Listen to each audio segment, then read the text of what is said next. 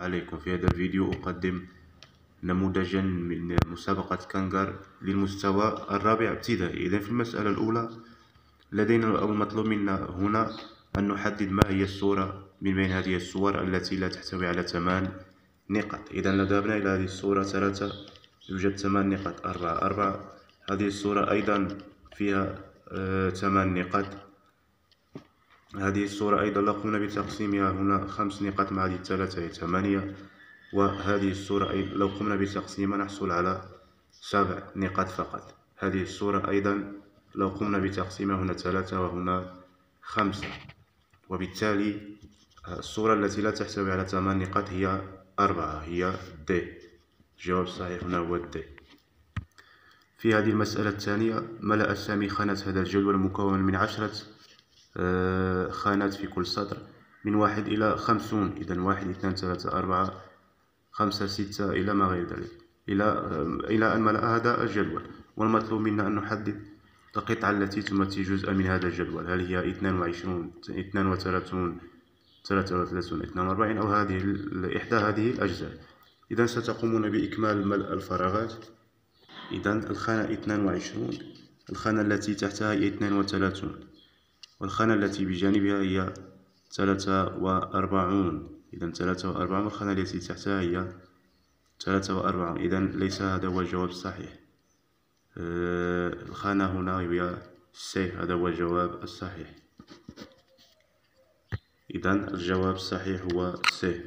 في المسألة الثالثة وضعنا قرصا رماديا يوجد فيه ثقبتين على هذه الساعة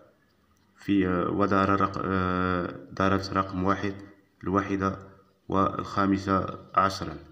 المطلوب منا بعد أن نقوم بتدوير هذا القرص ما هما العددان الذي سيظهران عبر الثقبين.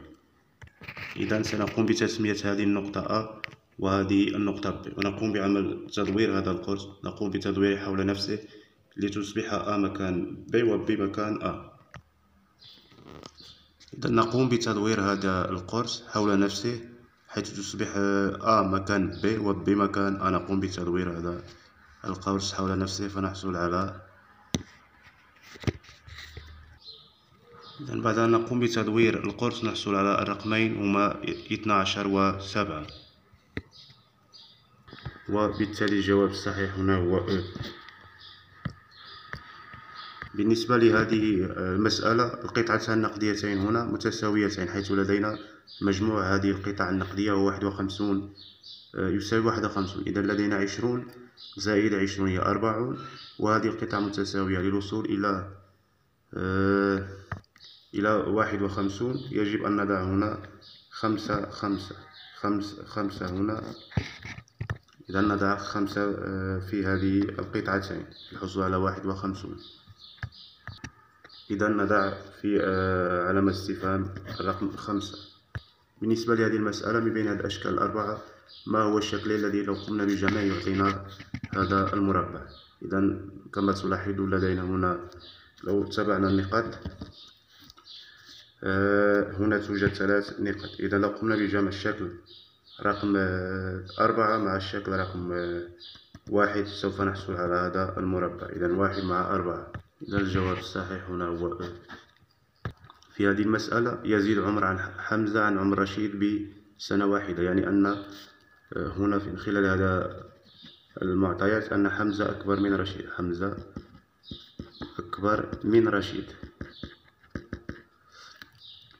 ولكن ينقص عن عمر إلياس بسنة واحدة، يعني أن حمزة أصغر من إلياس. حمزة أصغر من إلياس بسنة واحدة. نفس الشيء أيضا هنا. إذا من بين هذه العبارات ما هي العبارة الصحيحة؟ حمزة هو الأصغر سنا. بما أن حمزة أكبر من رشيد فإنه ليس الأصغر سنا. 3 منهم لهم نفس العمر. لا، هذا غير صحيح، لأن حمزة أصغر من إلياس وأكبر من رشيد. إلياس الأصغر سنا.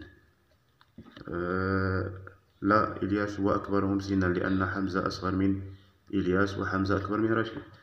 إذا إلياس هو الأكبر سنا، هو الجواب الصحيح هنا هو D. في هذه المسألة دخل 20 تلميذ حجرة مدرسية. دخل 20 تلميذ. غادر 7 منهم. إذا نخرجوا 7 من هاد المدرسة، شحال غيرجع لنا هنايا؟ غيرجع لنا 13 تلميذ، ولكن نكملوا الجملة منهم وعاد إليها 5. من هاد 7 اللي خرجوا لنا 7 رجعوا 7 دخلوا في القاعة، 5 عفوا 5 رجعوا دخلوا في القاعة. إذا 5 و 13 هي 18. يعني أن الجواب الصحيح هنا هو الدال. إذن في هذه المسألة لدى 4 أقراص من أحجام مختلفة. تريد أن تبني برجا فيه 3 أقراص، حيث يكون كل قرص أصغر من القرص الذي تحته. الأقراص هو هذا القرص نسميه قرص A، وهذا B ثم C، وأصغر قرص نسميه D. إذن ريم تريد أن تصنع برجا ب3 أقراص من بين هذه الأقراص، حيث يكون كل قرص، يعني أن هذا القرص الكبير الذي يليه مثلا B ثم C، ولا يمكننا أن ندع A D C أو A D B. إذن الاختيارات الممكنة هي A، هذا القرص الكبير A وتضع فوقه B ثم تضع فوقه C، هذا الحالة الأولى، أو أنها تضع A هذا القرص الكبير ثم C ثم D، أو أنها تضع هذا القرص الكبير A B ثم B ثم C، أو أنها تضع هذا القرص بهذه القاعدة الكبيرة B B C D. إذن العدد الحالات المختلفة أو عدد الأبراج المختلفة التي يمكن أن تبنيها هي 4. إذن الجواب الصحيح هنا C. إذن في هذه المسألة يطوي محمد ورقا شفافا وفق الخيط المتقطع باتجاه السهم، يقوم بطي هذه الورقة. يعني أن هذه النقطة هنا مثلا، هذا المربع لما سوف نقوم بقلب الورقة سيصبح هنا هذا المربع. إذا نحصل على رقم 6. لما نقوم بقلب هذا الحرف سيصبح هنا. إذا هذا الخط سيصبح هنا وهذا الخط سيصبح هنا. أيضا لما سوف نقلب هذه النقطة ستصبح هنا. نفس الشيء أيضا لما نقلب هذه النقطة ستصعد للأعلى. إذا العدد هنا هو 406. هذا هو السؤال، ما هو العدد الذي سيظهر بعد طي الورقة؟ إذن بعد طي هذه الورقة نحصل على 406. الجواب سي. في هذه المسألة تم وضع 3 ورود في 3 مزاريات، وردة واحدة في كل مزارية. نضع كل وردة من هذه الوردات 3 المختلفة في هذه المزاريات. إذن ما هو عدد الإمكانيات لتوزيع هذه الورود على المزاريات؟ يعني توجد إمكانية أن نضع هذه الوردة رقم 1، نقوم بتسوية 1 2 3، وهذه المزهريات نسميها V1 V2 و V3. إذا يمكننا أن نضع الواحد هنا في هذه الخانة، 2 نضعها في 2، 3 في 3. يمكن أن نضع الواحد وهذه الاثنان نضعها مكان 3، وهذه 3 في 2. إذا يوجد الحالات التي يمكننا أن نضع بها تلك الورود. توجد هذه الحالة وهذه الحالة وهذه الحالة أيضا. إذا يوجد 6 حالات. لو قمتم بعملها ستجدون أن يوجد 6 حالات. إذا توجد 6 إمكانيات لتوزيع تلك الورود 3 على هذه المزهريات. إذا الجواب الصحيح هنا هو السي. في هذه المسألة عندما يأكل سامي حبة سحرية تكبر أذنه ب5 سنتيمترات، وعندما يأكل حبة تمر سحرية تصغر أذنه ب3 سنتيمترات، كم حبة تمر يحتاج سامي لاسترجاع حجم أذنه الأصلي إذا كان قد أكل 6 حبات تين؟ إذا 6 حبات تين في 5 يعني أن لدينا هنا 30. إذا 5 في 6 تساوي 30، وكل تمرة سحرية تصغر أذنها ب3 سنتيمترات. يعني أن للرجوع إلى الحجم الطبيعي يجب أن يأكل 10 تمرات، لأن 30 مقسومة على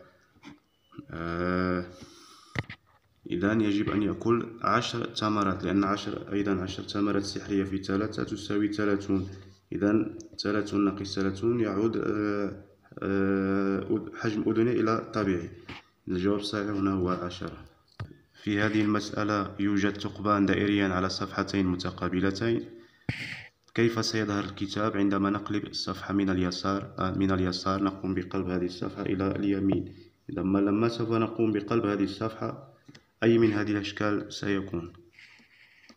إذا بما أننا سوف نطوي هذه الصفحة فإن هذه الثقب لن يظل، لأن هذه الورقة مملوءة، سينتقل إلى هنا هذا الثقب في غياب هذه الثقب هنا. إذا الجواب الصحيح هنا هو الدين. إذا لدينا هذا مثلا الكتاب، لو قمنا بطوي هذه الصفحة على هذه الصفحة من اليسار إلى اليمين نحصل على هذا الشكل. إذا الجواب الصحيح هو الدين.